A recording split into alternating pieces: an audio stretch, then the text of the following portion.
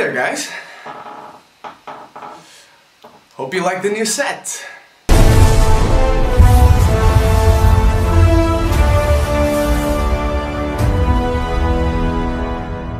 Welcome, my beautiful geekies, to my 5th installment in my journey through the Wizarding world. Before Fantastic Beasts of Crimes of Grindelwald hit cinema screens, I'm reviewing every single Harry Potter film. I have had so many great guests so far, and I have yet many others coming, including in this one, because this gentleman, about to join me right now, was supposed to review Chamber of Secrets with me. He could not make it there, but now he has come back with a vengeance for Order of the Phoenix. Ladies and gentlemen, please welcome the villain himself, my fellow man in wrestling fandom, Mr. Adam Daly. Welcome, Adam. What's going on, Ren? Thank you so much for having me. I'm so psyched to be here talking Harry Potter with you. Yes, that is right. My name is Adam Daly. I do entertainment stuff on my channel at Adam Daly Live, and I am a wrestling fan. I have to wear my Hot Ronda for Ronda Rousey t-shirt. Really looking forward to but most importantly, looking forward to talking about Harry Potter. So let's get started. It's funny that you come back to a review where you're supposed to be earlier, because this film was when David Yates, who has since this one movie reviewed every single Harry Potter film, and he came into this film with such a unique vision that we had never seen before, that he completely reinvented the Wizarding World movies as we knew them. Yeah, this definitely feels different, and it feels like the stakes are a little higher compared to the other ones, because we're getting closer to Deathly Hallows and the final battle of the franchise. So it's definitely, there's some more urgency into the story, and it feels a little darker as well, and I really dug that change as well. So it's definitely one of those movies that I actually like a lot more in the franchise because of the stakes that feel like they're building. No, you're very right, and I think this film is very underrated. One of the things that I really like about this film is that from the very beginning, and knowing what eventually happens, Yates foreshadows a lot with the way he shoots and edits this beginning sequence, because it feels like an illusion, a dream, and we see lots of illusions and dreams and visions throughout this film. It feels so different. We see such a much more adult-looking Harry that very much fits with what this film will talk about. Yeah, definitely. You can tell that the main actors are getting older, so it definitely feels like they have to try to make these films a little faster now. And even though they're getting older, it definitely plays into the maturity level of these characters and the maturity level of the film too. And I think that even though they had this kind of like these actors who are getting a little older, getting maturity, looking not like they're in school anymore, I think they worked that to their advantage, which is a good benefit to the film, because it definitely, you could definitely see that the trying times of the film that takes us on, that you could see that weighing on the character, so it plays kind of brilliantly into the narrative. Yeah, you're very right. I think maturity is the key word you use there, because from the very beginning, this movie drops a hammer on us. Harry goes to freaking court. He gets a letter saying that he's being expelled from Hogwarts because he tried to save Dudley, of all freaking people, from a Dementor using a spell out of school grounds. Yeah, the beginning of it, it's definitely the whole court thing, because I never read the book, so I didn't really know exactly how it's going to play out. So, and I actually watched these several years after they came out in theaters, so I kind of just was kind of blown away that they're starting off with such a heavy topic, going to court. But it worked really well, and it's definitely an interesting way to start a film, for sure. Yeah, definitely interesting. I didn't read the books either, so I was just as shocked as you, and I was even more shocked with the character that we get introduced to in this film. Because up until this point, we thought the Dursleys were bad, we thought the Mentors were bad, we thought the Malfoys were bad, we thought frickin' Voldemort was bad, but they have nothing on frickin' Dolores Umbridge. This woman is a fucking bitch.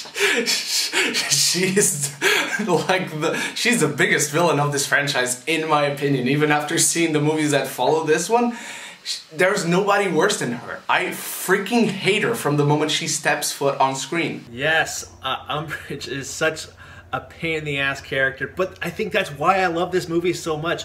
In a film that feels so drastically dark, you have this woman dressed in all pink. It is ridiculous, it is crazy, something that shouldn't work, but it works brilliantly for the direction. And this character is just one that every time she's on screen, I just roll my eyes. It's like, oh no, this lady, but then I'm also captivated by what she's saying and her actions as well. And it's just one of those characters that I absolutely love to hate. And I think it's a great villain, especially when you're building up to a bigger boss, bigger villain for Harry. So they have this other character that feels like no matter what they do, they can't beat Dolores. So she's awesome. Oh yeah, love to hate is definitely what I would say the definition is for her characters, from her insane rules to her manipulation of the ministry to her convincing every freaking body that Harry is lying, but the lengths she goes to, I always hate in a very good sense in terms of how effective it is. The moment where she makes Harry write down "I must not tell lies" and it starts to ink on his hands like it is burnt marks.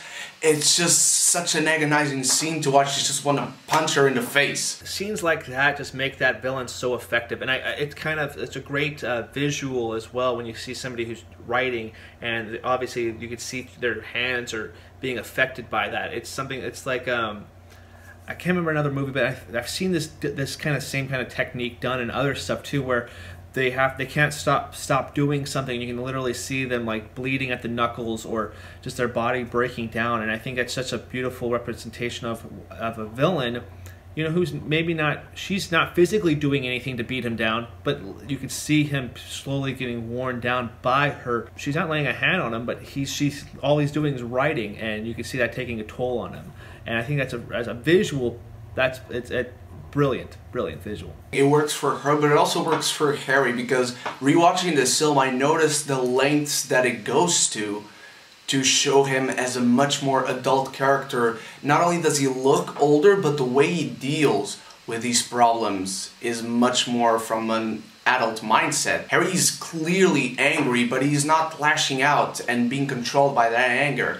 He is kind of almost holding it in and kind of thinking about stuff like an adult would do. Like he's reaching that age where he completely changes the way he acts upon his emotions and his thoughts. Yeah, definitely. That's where the maturity definitely comes into play here, and it works brilliant. It's great for Harry to be able to think clearly, even when he's had such adversity. For him to think clearly, obviously, it sets up stuff that happens later on in the film where he teaches how he becomes a teacher as well. And I think that's the best point for Harry right now, because a lot of the stuff he's done in the previous films has come from a very childish mentality. And this one's definitely where he has to step up his maturity level and face these things with a calm demeanor as well, or a better mentality, so to speak. I definitely agree with you, especially because the very fact that people introduce him to the Secret Order of the Phoenix with Alastor Moody and Arthur Weasley and even Sirius Black, who's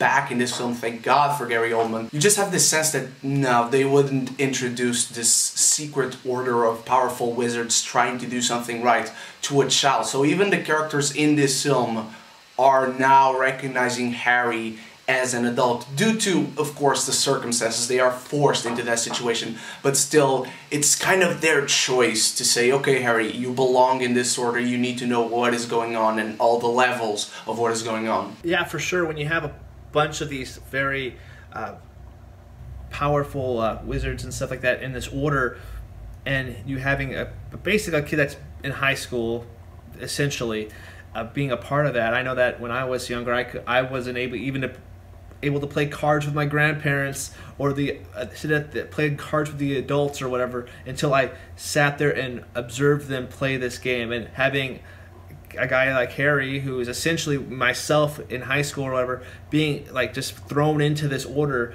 because he has that maturity and because he has to know the stuff that they know as well for the things to come. It's awesome, and it's definitely something that you're kind of he's thrust with this knowledge a lot sooner than he probably wants to, but he has to know what they know and get on the same page, so they're working as a team. No, you're definitely right. I think it evolves the character of Harry, and one other character that we also see an evolution from is Dumbledore. You see this relentlessness and ruthlessness of him in court as we finally get to see Michael Gambon shine as he goes to court and defends Harry against all the odds in front of the Ministry. And you just get the sense of this dude is a freaking badass, and we haven't even seen anything from him. Yeah, that is very true. Like remember I've seen these movies a couple times. I didn't even realize they changed an actor while watching this one at the first couple times, because I think that's the actor portrayed Dumbledore so brilliantly that he basically just took that persona and made it himself. So, and I really liked Dumbledore in this one a lot compared to the other ones. He was kind of the backseat kind of character. He was there, kind of like the voice of reason. In this one, he's a bigger focal point for Harry to defend. And this one, he reminds me a lot more of like kind of what Gandalf was for Frodo in Lord of the Rings, where he was definitely like this.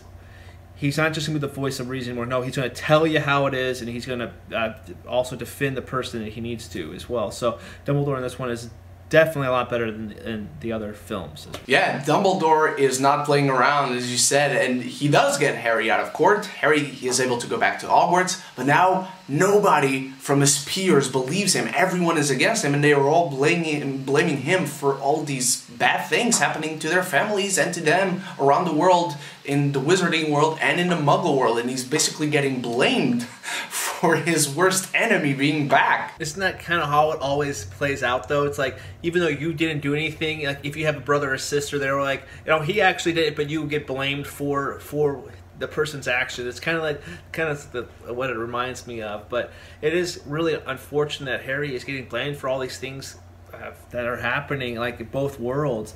Voldemort is a very powerful guy. That's the beautiful thing about that character as well, is that he can hide through the shadows, and is very deceptive as well, and just diabolical, and he kind of manipulate things as well. So basically all the blame got shifted on Harry, and another notch in Harry's maturity level to be able to handle that and kind of take that on with a calm head type of thing. No, absolutely, and I think it's also very telling to what you said previously about the effectiveness of Umbridge, that eventually she starts getting insane with all these rules. I mean, basically, I always find it hilarious, the visual of all the plaques with the rules on the wall, and everybody's just looking at it with a pissed off face. That works in making them believing Harry, and then Harry eventually does get on their good side and starts the secret order, the army of Dumbledore, and starts training them. It's such a different gaze that they put on us to look at Harry and Hermione and Ron and so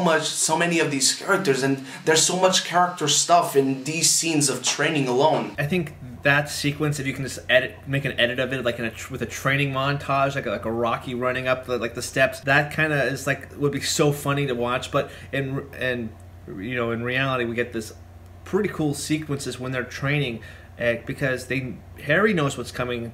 These other kids do not know yet, but they're like, okay, guess somebody has to defend us, because no one else is going to do it, so we might as well learn how to do it. And I think that's really cool. And the kids finally realizing that Harry's not the reason why all these bad things are happening, that we need to believe Harry, and they put their faith in Harry as well. And then immediately after he has this calm maturity with him, he gets thrust into another role. He's not just in the Order of the Phoenix. Now he has this leadership role over these people that they're blindly following him as well. And I think, again, that is pretty dang awesome. And for somebody who, as a person who doesn't know what's coming, to believe that somebody's telling me that something bad is coming, that we have to prepare and fight, that would be pretty tough, and for myself to understand that. So I give the full props to all these kids too. That's very true. You always feel like something bad is just around the corner, and what you said about the Rocky montages, they could definitely be done, because one of the things I felt in watching these scenes is what I felt about watching the training montages in Rocky. They're inspiring. As Harry changes his role towards his peers, it doesn't just come across as, oh, I'm going to stand up to the man. No, it comes across as he knows he doesn't have a chance. He knows he's not the most powerful wizard, but he's going to take a stand against the insurmountable odds, no matter what his chances are. Yeah, he sure does, and that's pretty dang awesome for Harry, because win, lose, or draw, he was going to go into a battle. Even if he was going to lose, he was still going to do what was the right thing to be done, and that's pretty heroic. Very heroic indeed. I think it's what allows us to see him as an everyman and to relate to him. And again, it gives this film so much more character development than in the last one. There's so much character stuff in here, from Harry to his friends to Dumbledore, as we mentioned, to frickin' Sirius Black, and to one of my favorite scenes, because it does involve my favorite character in this franchise. It's when Snape is training him in, let me look at it, occlumency lessons to train his mind to battle against Voldemort, and Harry fights back against Snape, and he starts seeing visions and memories of Snape, and he finds out that James Potter, Harry's father, was a bully to Snape. And again, just this little scene develops Snape so much more, gives him another layer, and makes Harry understand why he's kind of an asshole, because even though Snape was being a douche towards Harry, the way he acts towards Harry, he was actually training him to help him. Yeah, Snape is definitely one of my favorite characters as well, and I think that when that revelation of those visions came across the screen for the very first time, I was kind of blown away by it, because I was like, wow, that totally makes sense now why Snape is being the way he is and treating Harry that way, because Harry's dad, who Harry, I believe, correct me if I'm wrong, said in previous films that his father was not a bad guy, that his father wasn't this person. And now Harry has to kind of swallow his words, put his foot in his mouth, because no, Harry's dad is not exactly who Harry thought it was, and Snape actually is a lot better person than Harry gave him credit to. And I definitely seeing that those interactions in this film are definitely some of the most powerful in the whole franchise.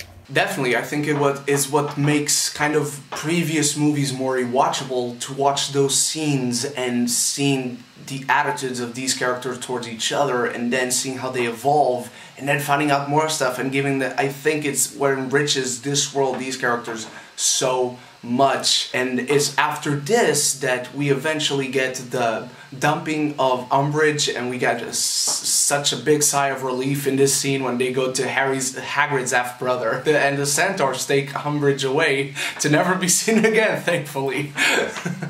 When I saw that, I was like, yes, she is gone, and then I immediately was like, man, I hope we see her again later on in the films, because she was pretty awesome, but we didn't really get anything from that. But seeing her eventually get taken away, that was a sigh of relief. Definitely came across me and the people I was watching it with. It's pretty awesome, and there's some really funny interactions there at Hagrid's as well. So definitely like that. No, definitely, because it feels like such a freeing moment, because we feel like we are in this prison with these characters because of her, and now that she's gone, our friends Harry and Hermione, Ron, Neville, and Luna and Ginny, they get to go to London to try and get the bottled prophecy from Voldemort, and that is when they are assaulted by the Death Eaters, and Bellatrix Lestrange, who's escaped, and who's yet another evil bitch in this film, in this franchise, and Lucius Malfoy. Just before the big showdown starts, your thoughts on this big scene of tension and mystery, and everything is dark. It's such a cool scene to me. I really love it. Yeah, it's definitely fun. I get the joke a lot too, because I'm obviously a redhead too, and you see that the Dementors do not go after Ron because he's soulless. I always get that kind of joke as well, which that's why I appreciate little redheaded humor. But seeing the Dementors, whenever you see them, I kind of like the Dementors, because just the visuals of them floating in and taking what they need, it's pretty cool. And obviously Helen Bonham Carter's coming off as Beatrice. She's brilliant in this movie. She's great in usually everything that she is in.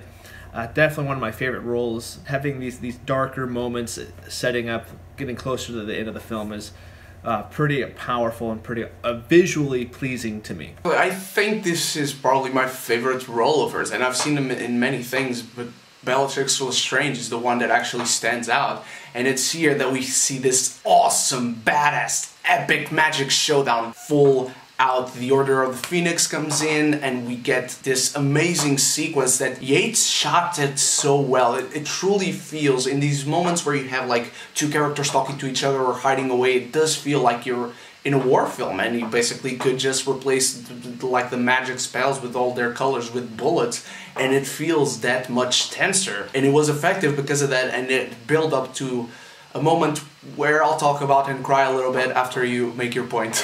Yeah, that's a great point about bringing up, like, it's a magical war film, right? Sequence right there. It's like the Hacksaw Ridge, the franchise, this sequence here. It feels like you're on the ground level being shot at with all these different spells, trying not to get hit. Very awesome. It definitely is some of the best shot action sequences in the whole entire franchise. Definitely have the most characters battling it out other than like Deathly Hallows Part 2, but you have a ton of main characters on screen battling it out with casting their spells and being in this one big room.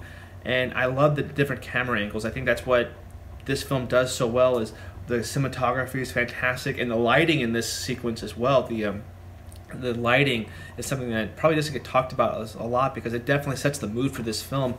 If the lights were just a little brighter, it wouldn't be as cool visually. The lighting and the cinematography for this sequence alone, it definitely is some of my favorite shot stuff in the franchise. Yeah, the cinematography in here, I think it's euphoric. It's what I'd call it, and the fact that you said that it doesn't look bright. It's very dark, and it has all this fog going around. It does make it feel sinister, and it does make it feel like something bad is going to happen, and something really awful happens, because Bellatrix Lestrange catches Sirius Black off guard, and she just straight out kills him. And it's a visual that haunts me to this day, is when he dies, it just basically fades into a spirit, and you just see his ghost leaving his body. And the fact that they took the sound out of the film when Harry yells, seeing Sirius Black die, it's such a powerful moment. I've been talking about in all these reviews so far that there is at least one moment in the Harry Potter franchise, in every film,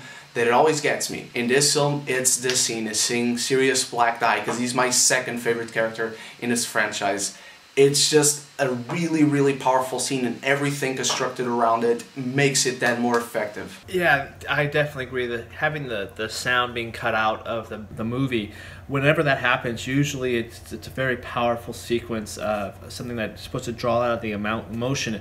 The emotion's driven out of you, and it just kills all the sound. I definitely see why it's so effective, and I definitely understand your emotion too, because it's a very emotional sequence.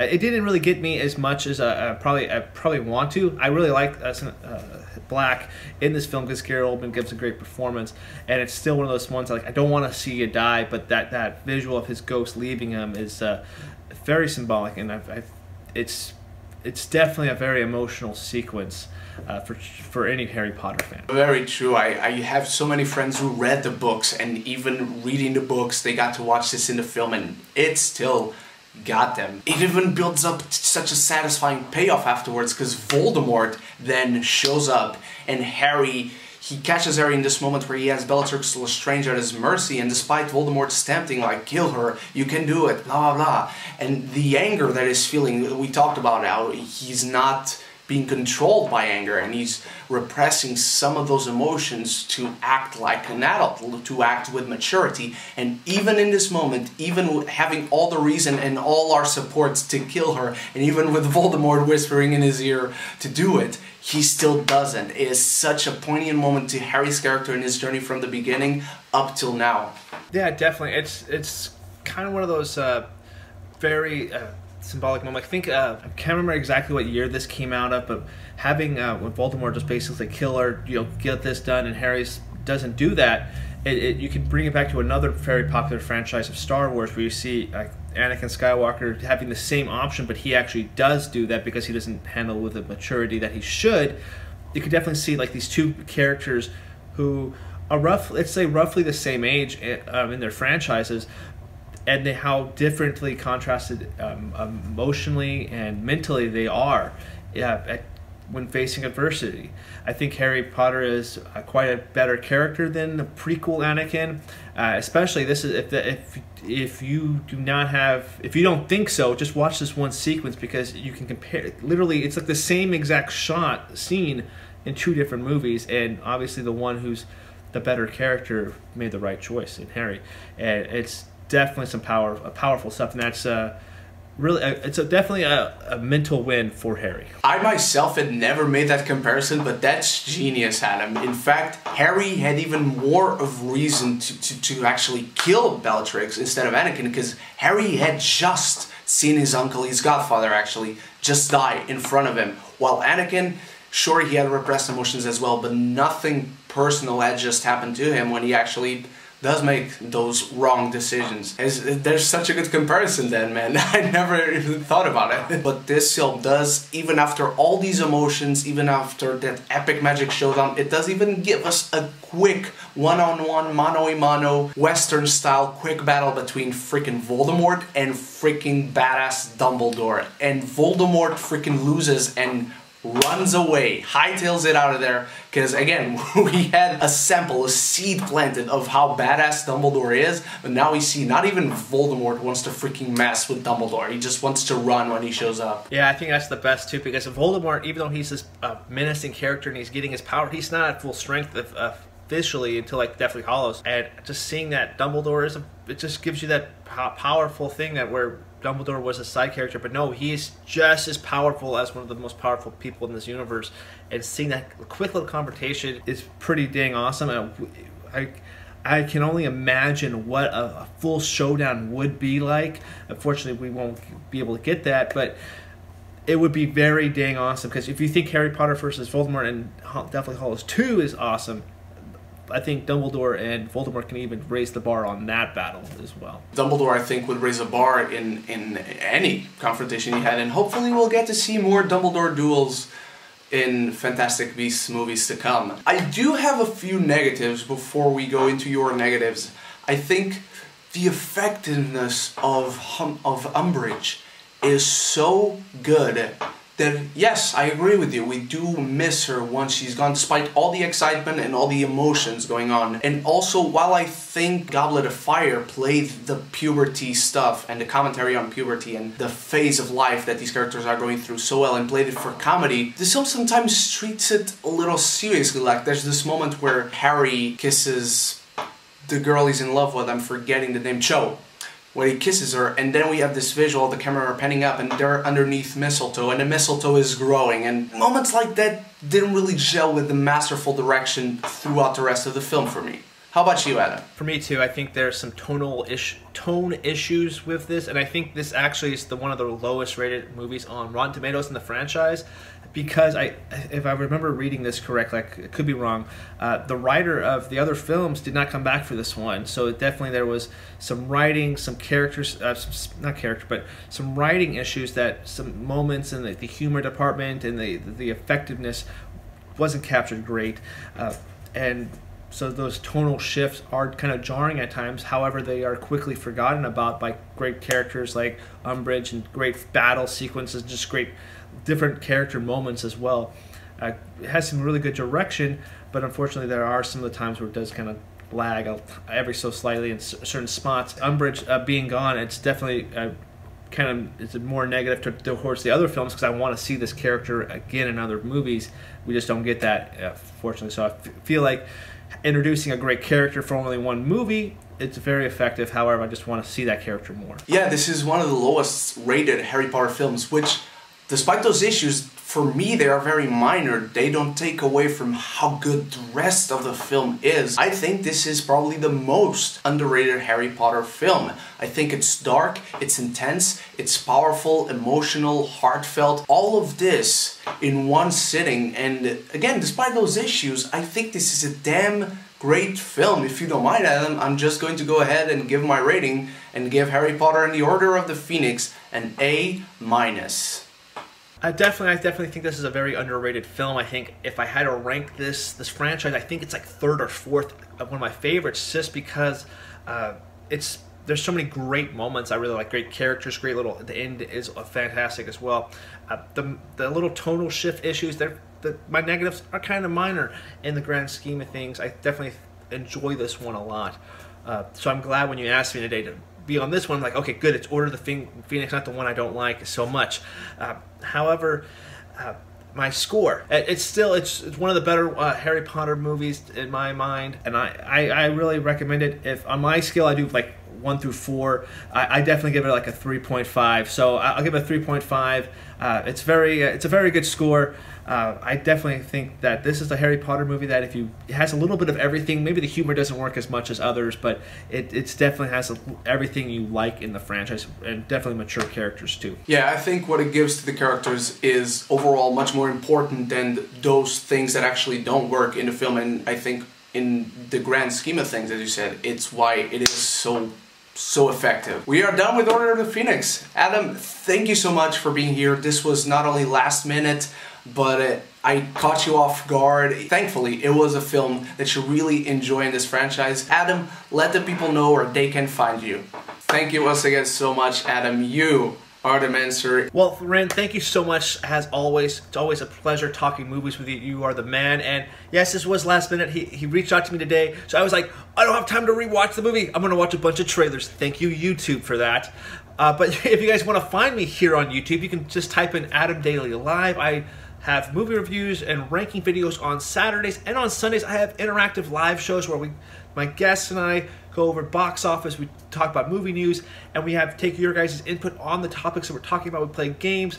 It's a lot of fun. Ren was actually on my latest episode of Rotten. We talked Rotten or Fresh, and Ren basically kicked everybody's ass because he is the man.